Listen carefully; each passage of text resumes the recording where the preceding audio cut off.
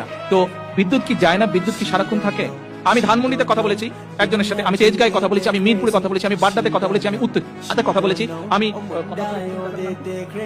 বাসাবোতে আমি কথা বলেছি। যতগুলো জায়গায় কথা বলেছি প্রত্যেকটি জায়গা থেকে আমি শুনেছি প্রতিদিন লোডশেডিং হয়, প্রতিদিন 1.5-2 ঘন্টা করে কারেন্ট থাকে না। ঢাকায় যদি এই অবস্থা হয়, ঢাকার বাইরে কি অবস্থা সেটি আপনারা আন্দাজ করতে পারেন। ঢাকার বাইরে থেকে যেই কয়েকটি খবর আমি নিয়েছি, প্রত্যেকটি জেলা থেকে আমাকে বলেছে গড়ে প্রতিদিন 3-4 ঘন্টা করে মিনিমাম কারেন্ট থাকে না।